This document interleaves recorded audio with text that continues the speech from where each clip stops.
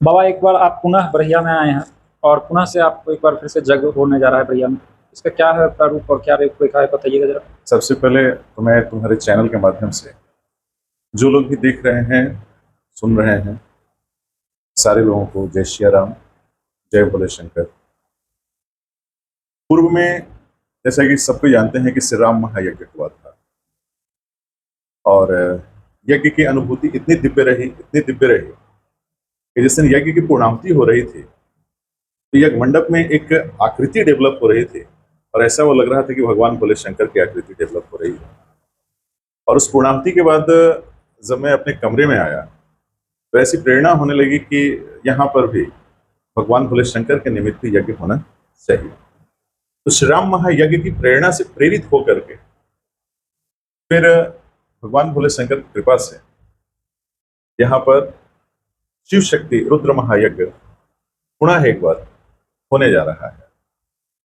इस विषय में हमें इतना ही कहना है कि राम और शिव में कोई फर्क नहीं, शिव और राम में भी कोई फर्क नहीं है। हम सब अपने अपने अनुभूत ज्ञान से परमात्मा को समझने का प्रयास करते हैं। हम अपने अपने अनुभूत ज्ञान से परमात्मा के विषय में बात करते हैं, लेकिन वर्तमान समय और संदर्भ में जिस तरह से कि इस कलयुग के कलह युग में और संस्कृति का, जिसमें हमारे संस्कृति का हनन हो रहा है, जिसमें हमारे संस्कार का हनन हो रहा है, जिसमें हमारे सनातन धर्म के सोच का हर रोज ह्रास हो रहा है, इस सोच और इस तंत्र को जीवित रखने की खातिर जहां पर सामाजिक भाईचारा हो, जहां पे किसी तरह की जात पात की बात ना हो, जहां पर कि ईश्वरीय उपासना की बात हो, जहां पर कोई उम्र बंधन नहीं हो, समझना वही यज्ञ होता है। और अक्सर लोग पूछते हैं, कहते हैं लोग कि बाबा अगर यज्ञ होता, इतने खर्चे होते हैं यज्ञ में, तो मैं उन संपूर्ण विषयों पे मेरा थोड़ा सा बस इतना ही कथन होता है कि मंडप एक होता है, मंडप एक होता है, तैयारी कितनी दिनों से होती है।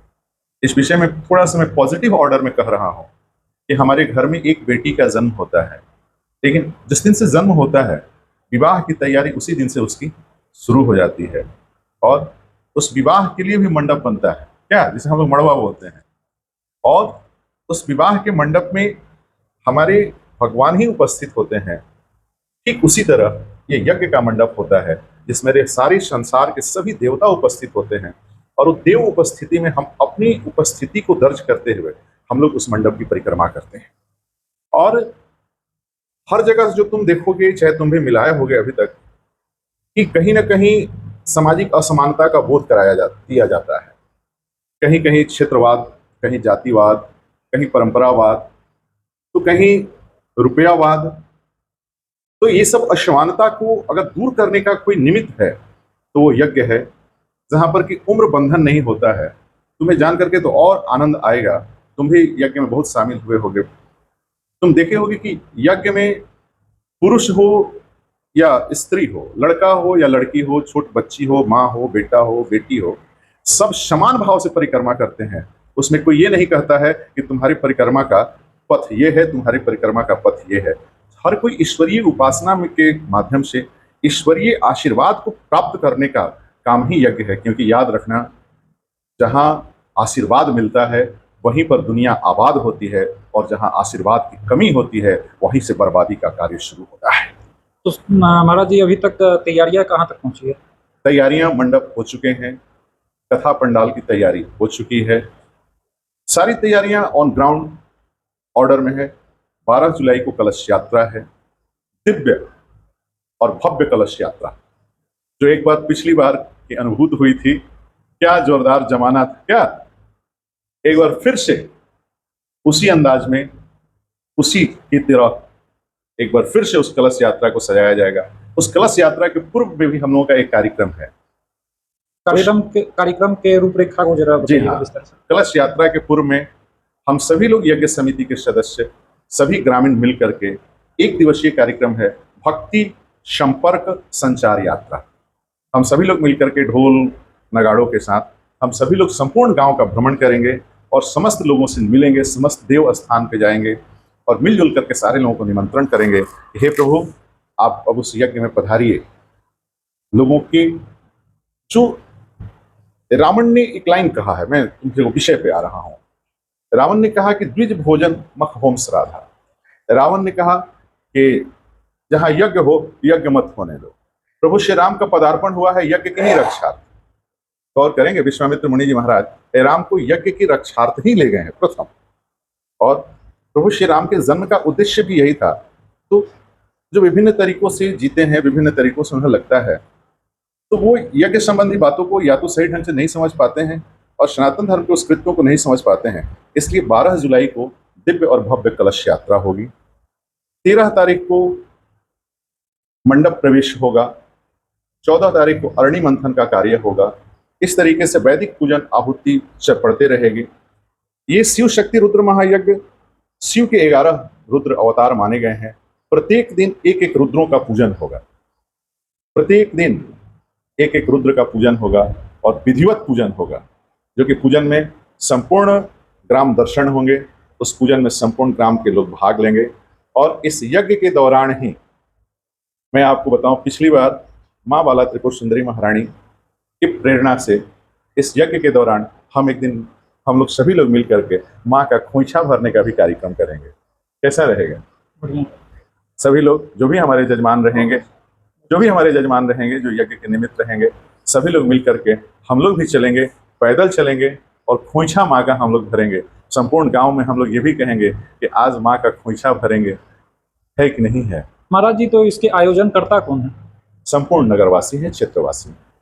महाराज जी, ये जिस स्थान पर हो रहा है उस स्थान पर भी थोड़ा सा मतलब ये मुख्य सड़क पर है और पिछली बार एकदम घनी आबादी से हट करके था। हाँ। तो इसको लेकर के भी लोगों में थोड़ा एक सवाल है और संशय है कि क्या ये स्थल में कुछ? नहीं, ऐसा कुछ भी नहीं है। प्रशासनिक तैयारियां पूर्ण हैं। प्रशासन से लगातार अपना संपर्क हो रहा है। क्या बात है, एकदम बाल्टी से उठाने से लेकर के अन्ना जाने इस तरफ बढ़िया नगर के हजारों लड़के लगे हुए थे। कोई बाल्टी उठा रहा है, कोई पत्तल उठा रहा है, कोई फेर रहा है, कोई व्यवस्था में लगा हुआ है। तो भैया बउआ, ये बढ़िया नगर है, महानगर है, ये भक्ति का प्रदेश है, ये धर्म का प्रदेश है। तुम देखोगे कि कोई वहां पर किसी को एक सुई तक नहीं चुभने देंगे। ये बढ़िया के स्वयं सेवकों में इतनी जान है क्या? उस तरीके से ये तैयारी फिर उसी तरह संगठित होकर के लग रहा है एकदम।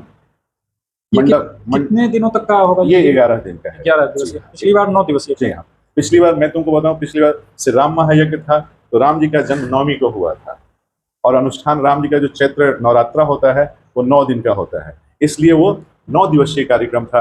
ये शिव जी का रुद्र महायज्ञ 11 दिवसीय, क्योंकि शिव के रुद्रावतार में 11 अवतार माने गए हैं, इसलिए ये 11 दिवसीय कार्यक्रम है। तो जितने कार्यक्रम पिछली बार हुआ था, क्या उसी तर्ज पर कार्यक्रम सभी होंगे? जी हाँ, सारे कार्यक्रम उसी तर्ज पे होंगे। और मतलब बस एक जो है पिछली बार छूट गया था, मैं एक बार पुनः निवेदन कर रहा हूँ, माँ का खोइछा का कार्यक्रम छूटा रह गया था। तो माँ बोली कि अरे बेटा, तुम खोइछा नहीं भरा, पूर्णाहुति कर दिया, खोइछा नहीं भरा, ये तो गड़बड़ बात है ना। इस बार संकल्प है अपना कि मैं माँ का खोइछा कार्यक्रम जरूर पूरा करूँ। क्या संदेश देना चाहेंगे ग्रामवासियों को? वसुधैव कुटुंबकम, बस एक छोटा सा संदेश है, क्योंकि भारत में हम सभी जितने सनातनी संत हैं, सनातन रीति को अपनाने वाले हैं, भारत माता की जय बोलते हैं, ये सत्य बात है। लेकिन तुम्हें जान करके आनंद है कि जब हम लोग कथा की पूर्णाहुति करते हैं तो उसमें विश्व कल्याणार्थ और विश्व का कल्याण हो, ऐसा संदेश हम लोग हर जगह देते हैं। वहां पर भारत का केवल कल्याण होने की बात मैं नहीं बोलता हूँ। और तुम्हें जान करके आनंद है, तुम्हारे चैनल के माध्यम से संपूर्ण विधिवत तरीके से इस चीज को मैं बोल रहा हूँ, अमेरिका माता नहीं है, न अमेरिका पिता है, रूस माता नहीं है, न रूस पिता है, लेकिन भारत हमारी माँ है। बिल्कुल, जहां दूध और सपूत का रिश्ता होता है, जो दूध और सपूत के रिश्ते को कायम करता है वो सच्चा भारतीय होता है, और दूध और सपूत के रिश्ते को जो हटाता है वही भारत में रहते हुए भी आतंकवादी बनते चला जाता है। अभी तक महाराज जी कितने बैठकें हो चुकी हैं इस यज्ञ को लेकर? इस यज्ञ को लेकर के बैठकें तो रोज हो रही हैं, प्रत्येक दिन शाम को बैठक होता है। इसलिए अभी तक तो हम काउंट तो नहीं किए हैं कितने बैठक हुए हैं, लेकिन प्रत्येक दिन शाम को बैठक होता है, सबको एकत्रित होते हैं हम लोग और बैठकें होती है। इस यज्ञ का मुख्य आकर्षण क्या रहेगा? इस यज्ञ का मुख्य आकर्षण जो है, सब चीज तो वही है, आकर्षण में तो कुछ विशेष है नहीं कि आकर्षण। अब जैसे झूला होता है बच्चों के लिए, ये और फिर हाँ, अन्य हाँ, इन सब वो सब प्रॉपरली लग रहे हैं, वो सब काम चल रहे हैं। मतलब जितनी पिछली बार थी उसी तर्ज जी पर हाँ, एकदम जी हाँ, बिल्कुल जी हाँ, बिल्कुल, बिल्कुल। इस बार का एक आकर्षण तो रहेगा, बिल्कुल एक बताइए। आकर्षण तो जरूर रहेगा कि इस बार हम सभी लोग सावन के महीने में हर हर बम बम करते रहेंगे और भगवा पहन करके सावन में झूमते और नाचते गाते रहेंगे। बिल्कुल क्या जिधर तुम रोड पर देखोगे बड़हिया में उस समय, क्योंकि यही पटना से देवघर जाने का कंवरिया पथ है, तो मैंने भी धीरे से लोगों को कह रखा है कि अपने यज्ञ समिति के सभी लोग, हम लोग भी कंवरियों की तरफ बने रहेंगे। जो जो नजर आए तो सब एक ही लाइन का है, हर हर बम बम। बिल्कुल। तो आशा करते हैं महाराज जी कि ये यज्ञ काफी सफलतापूर्वक निकलेगा। बिल्कुल बिल्कुल, सारे लोगों को मंगल में। जय श्री राम। जय श्री राम।